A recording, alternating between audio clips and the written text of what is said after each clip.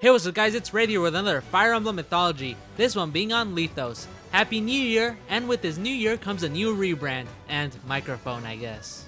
However, don't worry as they will still be the same, just under a new name. I also might change the titles of the past Fire Emblem mythologies as well. I just felt like the names kinda bloated the system, so it made it harder to find new vids, aka the vids were getting cucked by the algorithm. So anyways, make sure to leave a comment down below if you have any feedback or recommendations for future videos. I enjoy reading them even if I might not reply. Make sure to leave a like and subscribe if you enjoy. Over 90% of my viewers aren't subscribed, so make sure to hit the subscribe button to help me reach 600 and many more subs. Subscribing is free and you could always unsubscribe later. Also, make sure to check out my Ko-Fi if you really enjoy the content and want to help support me and this channel. I make $0 from these videos, so any donation will help. It isn't necessary, but I'd really appreciate it, and your message will be shown and read at the end of mythology videos like this one. So anyways, let's get started with Lythos, the land of the divine dragons, and the center of all of Elyos, which is comprised of Lythos Castle and the Sommie, which is where the divine dragon Lumera lived, and the protagonist Alear was kept for their 1,000-year slumber to heal them. Lythos is on friendly terms with every country in Elyos except Elusia, where a lot of people worship the fell dragon Sombron instead of Lumera. After Lumera divided some of the emblem rings between Firene, Brodia, Elusia, and Solm, Lumera kept the remaining emblem rings, being the Ring of the Hero King, Marth, the Ring of the Holy Knight, Sigurd, the Ring of the Sage Lord, Leif, the Ring of the Azure Twins, Erica and Ephraim, the Ring of the Princess Exalt, Lucina, and finally, the Ring of the Instructor, Byleth, which they were later stolen by Elusia after they attacked Lythos, excluding emblem Marth and Sigurd. As for the origins of the name Lythos, it comes from the Greek word Lythos, which means stone. And that's pretty much it for Lythos. So now onto the divine dragon herself, Lumera, who gets her name from the Corsican word Lumera, spelled the exact same way, which means light. By the way, Corsia is an island in the Mediterranean Sea, which is a territory of France. And speaking of France/French, Lumera's Japanese name is Lumera, which is French for light. It's most likely not a coincidence that both names mean the same, and the English localizers just wanted Lumera's name to be more feminine since Lumer sounds more masculine. In Fire Emblem, Lumera is the divine dragon, and technically the last true divine dragon, who fought Sombron 1,000 years ago and sealed him away for the humans of Elyos. She also adopted Alear, and when Alear was on the brink of death and in a coma for 1,000 years, Lumera used her powers to try to transform Alear into a divine dragon. Lumera was kind and benevolent, loved by most people in Elyos. However, she used too much of her divine energy in protecting Alear and others, and after giving most of her energy to Alear, she died. So anyways, now onto her adopted child and the next divine dragon, Alear, who I actually already talked about in like 2 videos, but this time it's with a better mic, so this is probably the definitive edition.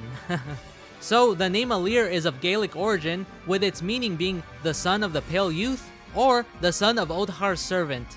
Alear is also one of the Spanish words for alloy, and an alloy is a metal combination between 2 or more metallic elements. So it's pretty fitting for the fell dragon and divine dragon mixture that is Alear. However, Alear's Japanese name is Liu, which is French for the word glow, which their name matches with Lumera's name origin pretty well. In Fire Emblem, Alear is actually one of the many children of the fell dragon Sombron, though in the Fell Xenologue, they are presumably the real child of Lumera and not Sombron's child. Alear used to work with Sombron until Lumera took them under her wing and fought against Sombron. And then Alear fought against Sombron, which left Alear in a coma for 1,000 years, and when they awoke, they got amnesia. And their hair was turned from completely red to half blue and half red due to the divine dragon influence. Alear used to be stoic and jaded before they went into a coma, and when they woke up they became kind and friendly. Alear feels uncomfortable when they are worshipped, but they are grateful for the help that they get from their allies. Alear was actually killed, but the power of the 12 emblem rings revived them and made Alear become the 13th emblem, the Fire Emblem. And then Alear Fire Emblemed all over the place and defeated Sombron for good. So anyways, let's get on to the stewards of the divine dragon, with the first one being the 23rd generational steward, Vander, whose name is a shortening of the name Vander, which is of Greek origins, and it means good man or family of. In Fire Emblem, Vander is the 23rd generational steward for Alear. As a steward, he took care of Alear in their slumber, and he's one of the most trusted allies of the divine dragon Lumera and Alear. Vander also chose Clanne and Framme to be his successors, so he taught them all he could to help them take his spot to be the next stewards. Vander is proud to be a steward and helps Alear do all their mundane tasks. While he's past his prime, he continues to give it his all to help the Divine Dragon and their allies. So now onto the 33rd generational stewards, with the first one being Clanne, whose name is just that. Even in Japanese it's Kuran, which is just clan without the extra N and E. Yeah, I'll talk about this a bit more with Framme. So anyways, in Fire Emblem, Clanne along with his twin sister become the successors to Vander, as he taught them to be great stewards for Alear. Clanne takes great pride in his position to be a steward for the Divine Dragon. In fact, Clanne and his sister admire Alear so much that they made a fan club for Alear. Clanne is pretty gentle and modest compared to his twin sister, who is the second 33rd generational steward for Alear, being Framme, who, just like her twin brother, is just that. Even in Japanese, her name is Furan, or Framme, without the extra M and E. So practically all that changes with their names in Japanese is that the first symbol in katakana is different. In my opinion, it's just that they're twins, so their names sound similar. So anyways, in Fire Emblem, Framme is a steward like her twin brother. She does many of the same chores as Clanne, even if she isn't as great as Clanne in them. And she's actually a lot more outward and high-spirited than her brother. Framme gets very excited and can barely contain herself when Alear does anything, and like her twin brother, she admires the Divine Dragon very much and is passionate about Alear. She practically worships the ground Alear walks on. So now, onto the cutest thing in Engage, aside from Goldmary.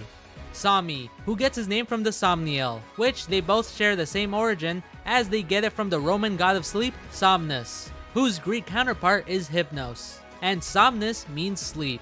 It makes sense as the Somniel, where Sommie resides, is where Alear was sleeping for 1,000 years. In Japanese, Sommie is named Sora, which means sky, and in Japanese, the Somniel is called Soranel, with Sora, of course, meaning sky, and the suffix El, which comes from Abrahamic religions as it means of God, which makes sense as the Somniel is a floating island made by and for the Divine Dragons. In Fire Emblem, Sommie is just a little guy, you know? Sommie is super friendly with Alear and follows them around when Alear is in the Somniel, which the Somniel is used as a gathering spot for all of Alear's allies, whether for training or leisure. Sommie also helps out Alear with different minigames and Engage, and Sommie is said to be the size of a loaf of bread and weigh about 2 peaches. Sommie also has different outfits and he could be named something else in game. And what's more to say, Sommie is just the best. Who could hate this little feller? Only evil and incorrect people hate or dislike Sommie. So anyways, now onto the continent that all the countries and characters are from. Elyos, which is the continent where Fire Emblem Engage takes place. So all countries and lands reside in Elyos, even the sunk country of the fell dragon, Gradlon. The word Elyos could come from different sources, like Elyos, a Greek deity of ancient Athens who was the personification of mercy, clemency, compassion, and pity. Another origin could be from Elysium, which is also called the Elysian Fields. It's from Greek mythology and is a part of Hades, the underworld. Elysium is said to be the place where heroes, the righteous, and those chosen by the gods reside after death, so that they could live a blessed and blissful afterlife.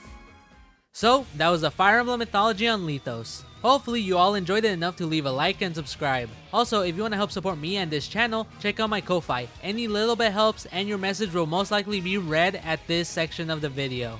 Next Fire Emblem vid will be on the 4 Hounds. Also, stay tuned for more Chainsaw Man vids in the near future. So thanks for watching.